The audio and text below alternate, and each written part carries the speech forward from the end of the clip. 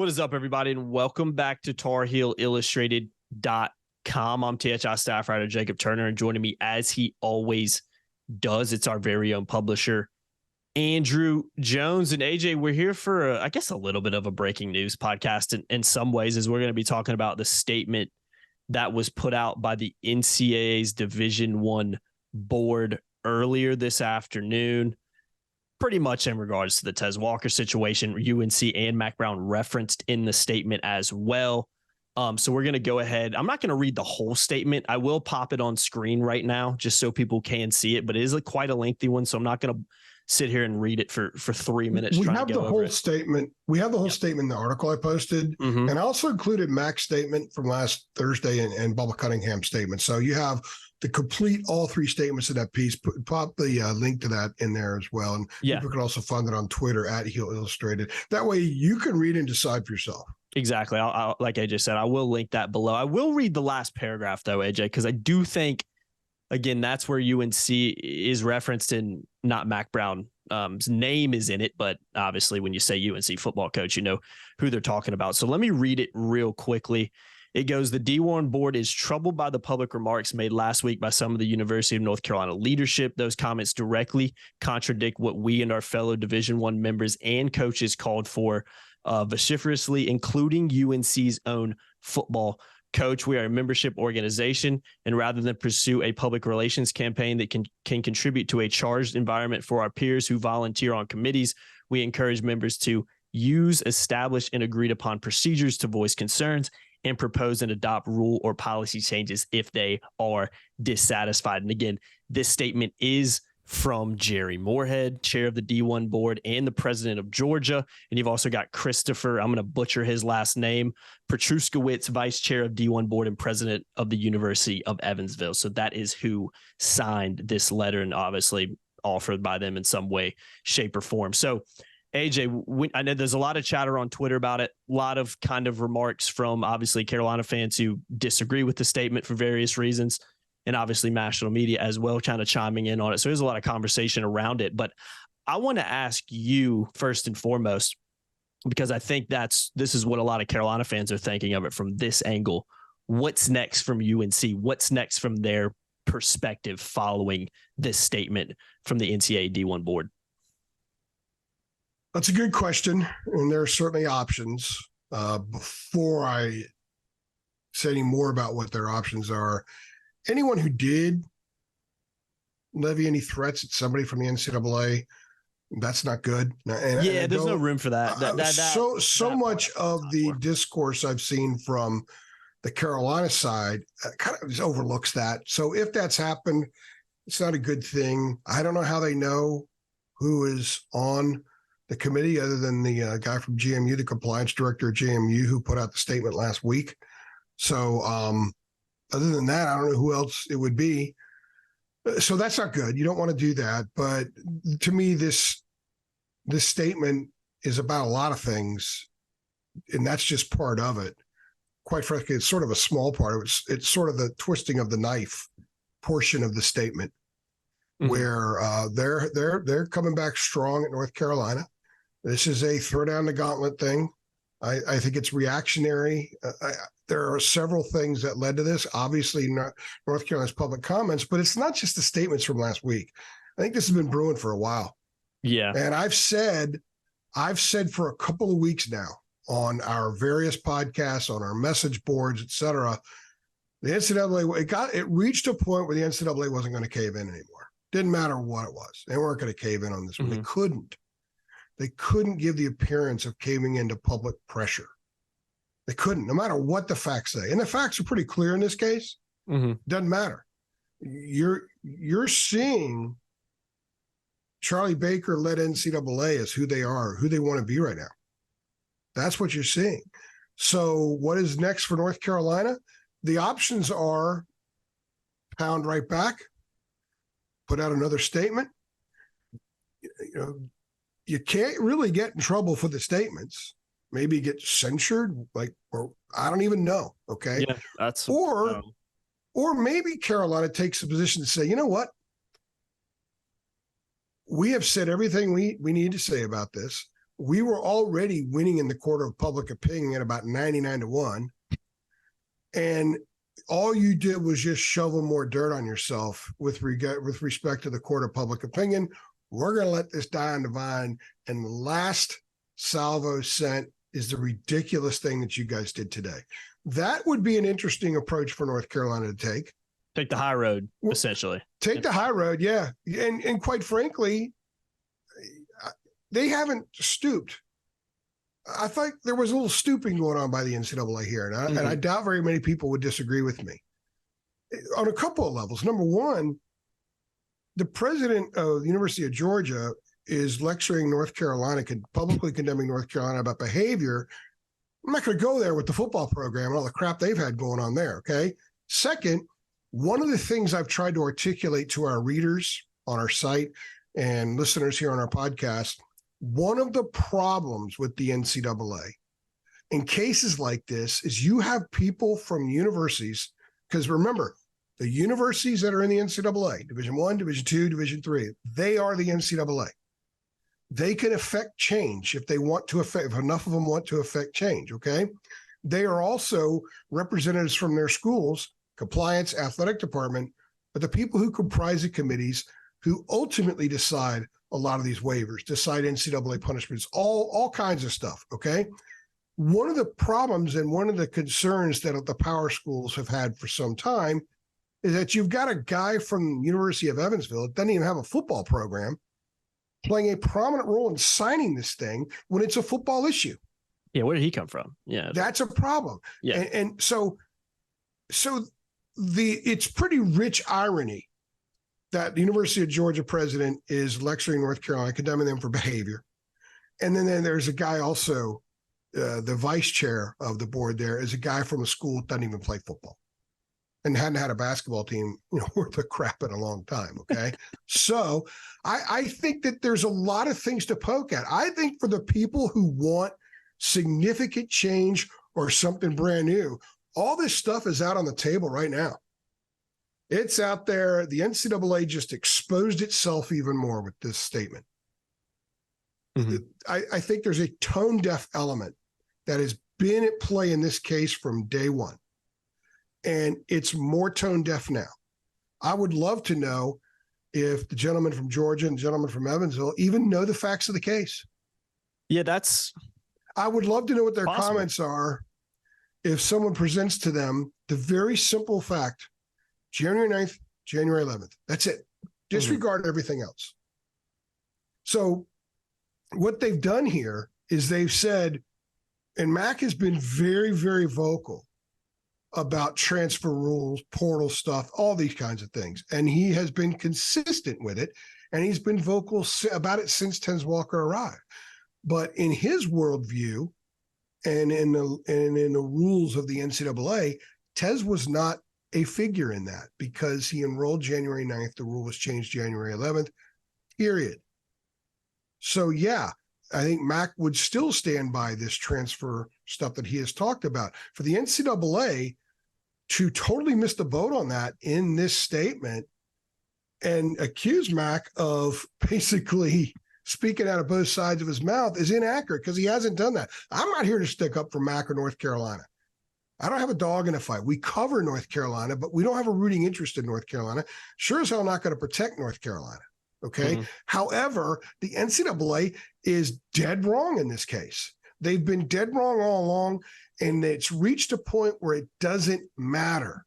Mm-hmm. We all know the person who they're wrong, they're dead wrong. You presented them with all the facts you possibly can, and they're still going to fold their arms, put out the lower lip, and shake their head. Plug the ears. No, I'm not going to listen to you.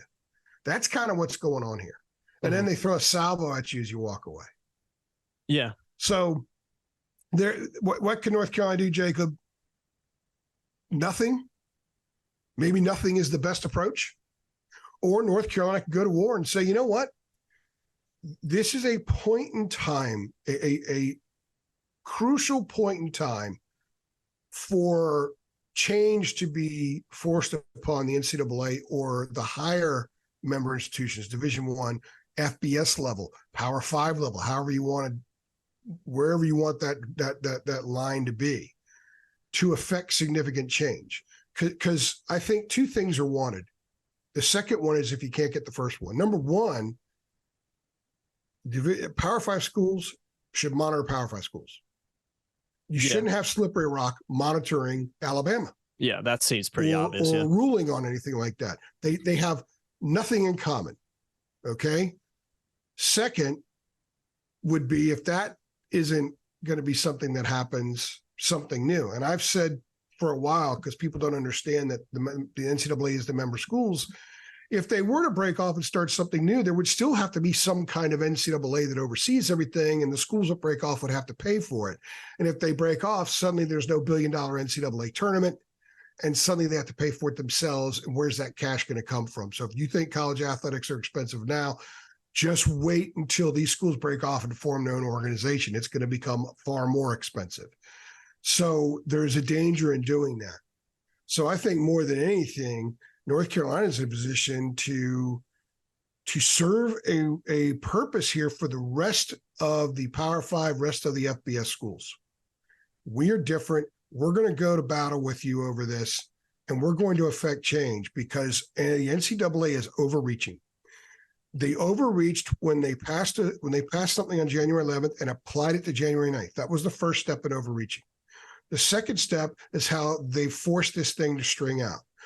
The third step is when they completely ignored the other parameters in this case, the mental health, the financial effect on Tez Walker, the NFL draft stock effect on Tez Walker, how it put this football team out, not knowing if he was going to be there because Drake May was throwing to this kid every day for 8 months, and suddenly he's not going to play in a game.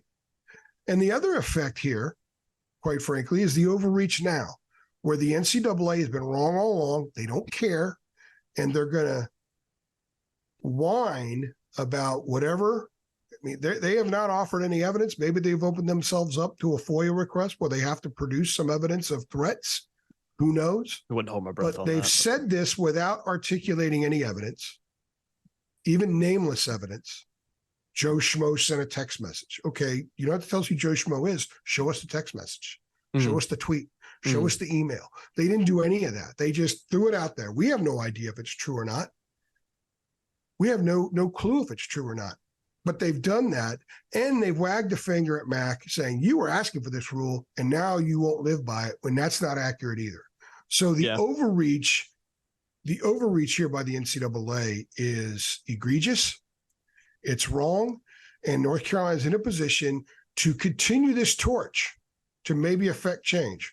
Or like I said, it chooses to do nothing and sit back and move forward because what does it personally have to gain? What does University of North Carolina, Mack Brown, Bubba Cunningham, and Carolina football have to gain by keeping this thing moving forward? They may think, you know what, we've done what we can, and it could only come back to hurt us because as long as we keep that cloud over here, maybe it affects our team. Maybe it affects our fans. This could be a great season, and if that's hanging over, it will affect the enjoyment people get out of the season. I don't know. I don't know what they're thinking. I haven't talked to anybody over there about this, and they're not going to talk about it anyway. If they're ever going to go dark, now's the time to go dark. Absolutely. Yeah, I mean, it might be egregious and wrong from the NCAA's perspective, but I do want to reiterate that it's very on brand from the NCAA. I don't think this decision really blew any people's minds when it comes to the NCAA doing something, kind of showing incompetence and just making a decision to me that just doesn't make sense. So we'll continue to talk about this in a second, but AJ, before we do that, I am very, very excited to announce our new partnership with Underdog Fantasy. And guys, Underdog Fantasy is the place to be for fantasy sports right now. We decided to partner with them because it is the fastest growing fantasy app in the industry. And they've got so much to offer, including the Pick'em game. And in the Pick'em game, you pick whether your favorite players will have a higher or lower stat total in this week's game for a chance to win big. It's extremely easy to play. All you have to do is pick 2 to 5 stats of your favorite players and choose whether they'll go higher or lower, and you can 20x your money by going 5 for $5. They also have a Best Ball Mania. If you think you know football, you've got to check this one out, especially this year's Best Ball Mania has $15 million in total prizes up for grabs, with the winner taking home $3 million. So guys, sign up today using the promo code HEAL. That's HEEL. And you get your first deposit double up to $100.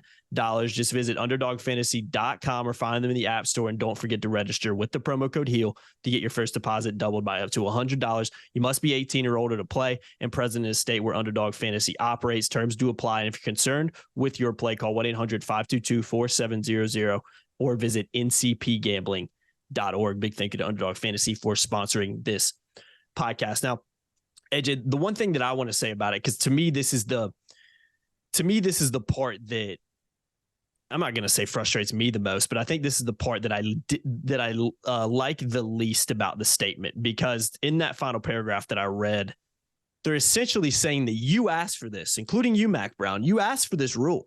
Yeah. And I've said all along that I personally don't think, and I think Mack would tell you the same thing. He's talked about it before, and I think most coaches would. I personally don't think the rule itself is a bad rule. I don't. I understand it from a lot of different angles. For me, the part that I think there's this massive disconnect between the NCAA and the guys making these statements and I think the public out here, I think this is the biggest disconnect is, yeah, we're cool with the rule. Yeah, some of us, the coaches, yeah, we pushed for the rule. We wanted these rules, but we wanted them to be applied to people that it should be applied to. And Tez Walker does not apply to this rule for various reasons that you stated. So for me, that's the disconnect. And for me, that's something the NCAA either can't wrap its head around or doesn't think is in the wrong in the first place. And I think that's where, for me, that final statement is unnecessary. It's a parting shot. And it's more of a statement of, well, hey, you shouldn't have gone out there and made all this public attention on us. Even though you disagree with this rule and free speech, you can do whatever you want. You shouldn't have brought all this public attention on us, because you said something earlier, AJ, that I think sums this whole thing up as well. You talked about how you kind of were on our message boards a week before, like, guys, after these statements came out from North Carolina and this public thing, NCAA is not backing down from this. AJ, isn't that inherently the problem in itself? The fact that it feels like the NCAA is doubling down on it mainly because Carolina was kind of mean to them. That's what it feels like to me. And maybe I'm wrong. Maybe I'm in the minority with that, but it almost feels like you shouldn't have made those statements. So no matter how this ruling is, and no matter how, maybe if we're wrong, maybe we are wrong on how we're ruling this, it doesn't matter because you guys were mean to us and we're not backing down from it. Isn't that the problem in the first place? Anyone who knows a little bit about history knows that any kind of organization, be it a tyrannical government, a company head, whatever the case may be, those who overreach with power are the ones who are least likely to embrace being criticized in any way, shape, and form. That's a great point. That's part of the overreach. We look in history. There are countries in this world right now where you can't speak out against the leader, like in North Korea, or you get thrown in a gulag and your family gets tortured and that kind of thing. So, and I'm not comparing the NCAA to North Korea. I'm making a point because the overreach is the important thing here. Because when you're overreaching and you're reaching over, you don't see the facts that are right here any longer, because the only mission is your overreach. They made a decision that this kid wasn't going to be eligible. And they heard cases. Maybe he was led to believe that there was a chance, which I think is part of the mental health element here, which may not have originally been part of the equation, but became part of the equation because of the continued denials. And they created more of this stuff. I think they forced North Carolina into a position in August to go public and generate the court of public opinion on their side, get that on their side, maybe sway. I do think it reached a point where, and I said it publicly, I certainly been saying on the boards, and you and I talked about this a million times without the recorder on, it reached a point where they weren't going back down because they are concerned about their authority in this case more than they're concerned about what's right. And that to me is what is scary about all this. And that to me is really at the core of what's been wrong all these years with the NCAA. If you go back and research the term student athlete, why it was invoked, why they started using that term, so many rulings over so much time where so much of it has to do with their authority, their power, and maintaining that. And I think in this case, and I told you before, I used the whole, there's a new sheriff in town and his name is Charlie Baker. And I did it in the old Eddie Murphy 48 Hours tone. That was a few weeks ago when it was funny in a way, but I knew that Charlie Baker was trying to have a stronger, stricter, more heavy-handed NCAA because Mark Emmert didn't give a crap for a couple of years when he walked out the door collecting paychecks every 2 weeks that he shouldn't have gotten. So Baker comes in, and to his credit, he wants to clean up a lot of that mess. But I also told you that I have been told by sources that they were going to focus on the kids more than the schools. Yeah. Because it was easier to get the kids. And here's an example of that. But they're also affecting his football team. Drake May, 75% of his passes so far have been 9 yards or less. If Tez Walker's on the field, he's going over the top a little bit more. Yeah, there's a reason North Carolina has pushed hard to get this kid eligible because they need him. Because this football team has a chance to win a ton of games this year, a better chance that they have Tez Walker on the field. So, yeah, they want him on the field. They're working hard to get him on the field. But I think North Carolina, I think Mack Brown, knowing him as I do, in the manner that I do, I believe he would work to get any kid eligible in this situation. Agreed. And they would put forth the same efforts because I think what bothers him is the overreach. What bothers him is January 9th, January 11th. And then because it's dragged on, what really bothers him now is the mental health thing. Mack has been very sensitive to that. You go back to Jake Lawler, his first year. And Mack has been very open about that. And Jake has been open about it as well. Mack has been very, very sensitive to that. And it has become something like that, a mental health issue where maybe it wasn't at first, wasn't for a while, but practice comes. And all of a sudden the reality is like, my gosh, he's still not eligible. And he just kind of figured it would be taken care of. So that it starts to mount. And here's this kid that totally uprooted his life as a college athlete and college student to go he went where he was a superstar to go somewhere else. And we know all the other reasons given. And then suddenly, wait a minute, they're taking that away from me? This is his livelihood. A lot of people may say it's just football. This is his livelihood. You have a small window of opportunity to take care of your family with football money. And they are interfering with Tez's window of opportunity. So it's not just now, it's Tez's situation 5 years from now, 10 years from now, whatever. Some people may think that that's over dramatizing, but it's not. It's true. It's the way it is. And I guarantee you well, I'm not going to guarantee because I don't know for a fact. I don't want to put words in anybody's mouth. But I'd be willing to bet you that if of the many things that are part of the thought process that someone like Mack may have, or people in Chapel Hill, or anybody that has a rooting interest in this case, or even just a curious interest in this case, that has to be one of them as well. But it comes down to January 9th, January 11th. If they didn't overreach, this wouldn't be an issue. None of this would have happened. What they should have done January 11th is said, starting next year on January 1st, 2024, no two-time transfers, period. None. They should have done that then. But what they've done is there's been some cherry picking in the last 8 months about, all right, you could play at Colorado as a running back even though you went to 4 schools in 14 months. You at Florida State, no. Not a legitimate case, even though your grandmother thinks that she now forced you to miss a season of college football. We don't care about that. Tez Walker, same thing. We don't care about that. So they've cherry picked when they should have just said, everybody's eligible. This rule's in place 1 year from now. That's what they should have done. Easy fix. It would have been a sensible thing to do. And Charlie Baker would have been able to get his cake and eat it too by doing that. Yep. And it would have But instead he's got egg on his face. The NCAA has egg on their face in this one because they were already getting destroyed in the court of public opinion. And now they stand no chance of climbing out of this on this case. None at all. No. And I said last week in a pod, that what other schools aren't going to trust them as much now either. Other schools have not come out in support of Carolina. It'll be interesting to see if anybody does. Maybe they don't want to deal with the wrath of Charlie Baker and the NCAA. They won't. Privately, I bet they do. But that's why I think the option for Carolina here to be that school that just leads the way. They're the ones with the machete and the torch going through the wilderness. Maybe they need to be that because I'll tell you what, very few schools have more clout. Very few ADs have more clout or more respect than Bubba Cunningham. And perhaps if you were to choose all the coaches in college football to be the person to lead a charge like this, it would be Mack Brown. Mm-hmm.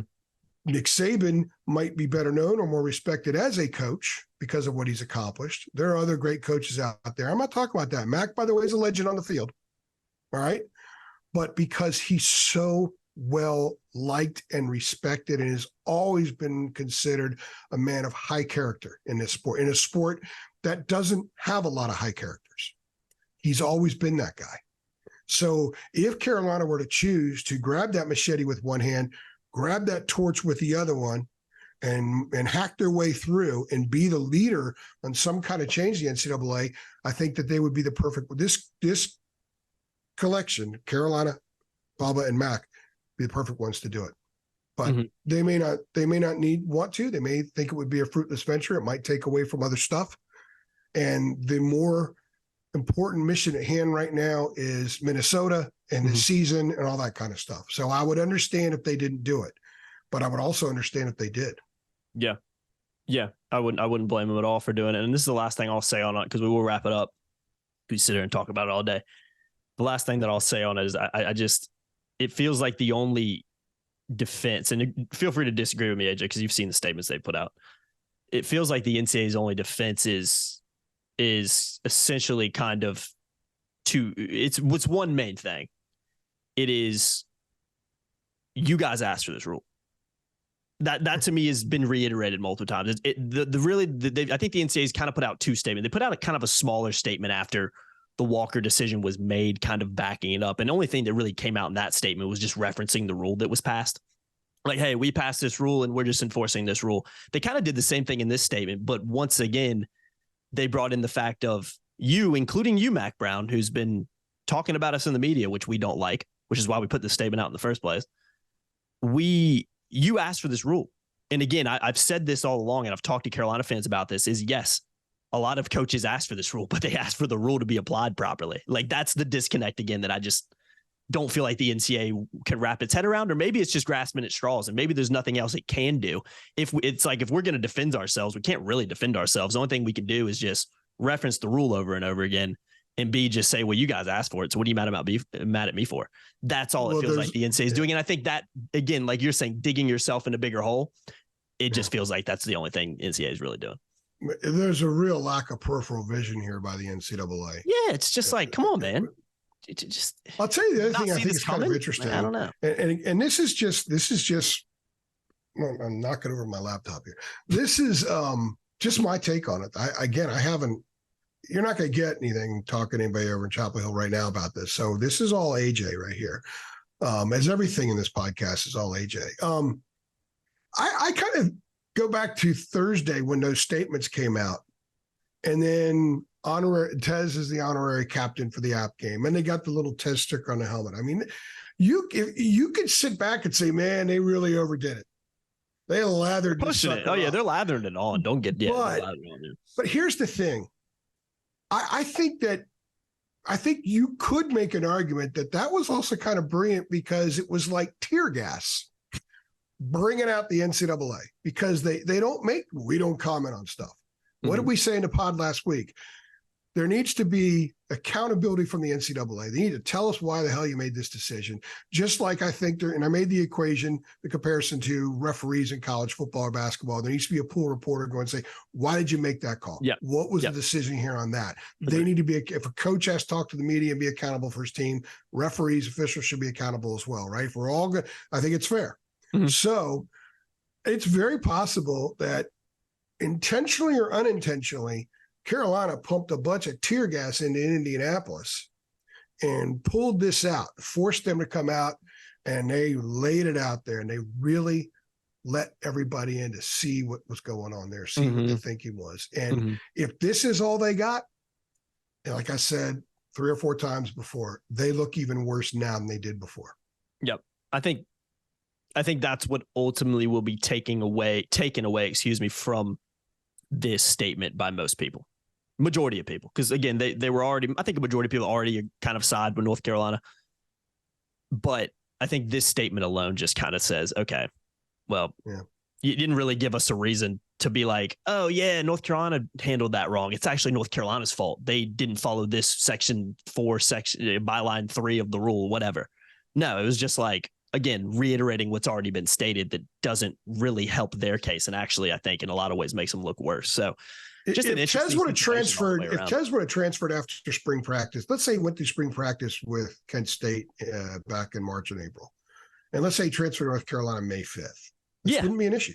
Exactly. If the NCAA didn't have the January 9th, January 11th crap on its face on this, it wouldn't be an issue. If they recognize, okay, we can't give you that speeding ticket from a couple of days ago, which I've used that example for 2 weeks now. It's an accurate one too. And it is an accurate one. And if they didn't do that, this wouldn't be an issue either. So I think we've said pretty much everything we can on it. Agreed. I don't know what happens from here. If stuff does happen from UNC, we're obviously going to be on top of it. I think this is a fascinating case. There's a lot of potential for something significant to come out of this, but there's also a lot of potential for North Carolina to take the high road and say, okay, we've done. We've exposed you. You've exposed yourselves. He's not going to be reinstated, and he's not going to be reinstated. He's not going to play this year. And let me just very quickly say, Carolina can't see the NCAA because Carolina is the NCAA. An injunction can't be filed so he can get on the field and play, because an injunction would only make sense if he was eligible and the NCAA came in and said, no, you are now ineligible. He's been ineligible the whole time. So he hasn't been eligible. Been ineligible the whole time. So an injunction is going to get him on the field or anything like that. My thinking is the Tez Walker situation from a will he play or won't he play this year standpoint is over. He's not going to play.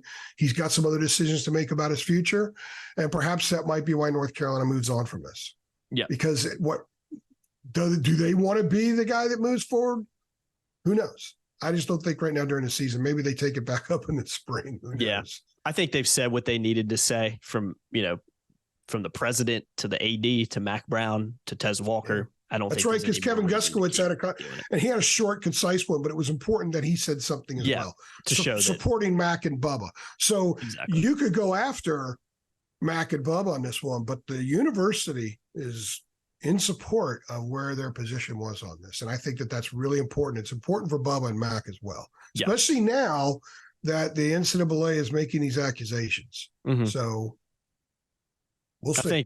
I think the NCAAs, again, I think they've got egg on their face, and I don't think that's changing anytime soon. So for me, if I was Carolina, I think I would just move on from the situation. Kevin Roy would call it something different. Yeah. We can't say that on here. No, we can't. We get canceled if we said that on here. We cannot do that, and we will not.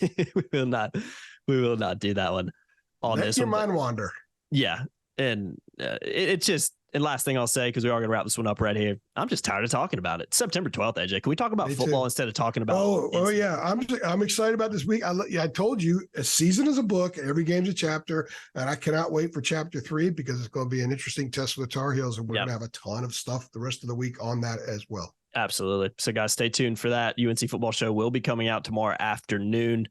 So again, watch out for it. Make sure you like, share, subscribe, hit the notification bell too, so you know when we upload. I've been Jacob Turner. He's been Andrew Jones. Again, this podcast is sponsored by Underdog Fantasy. Check them out. Use the promo code HEAL to get your first deposit doubled up to $100. Links in the description below. Big thank you to them for sponsoring this podcast. We appreciate you guys watching as always. See you on the next one. Thanks.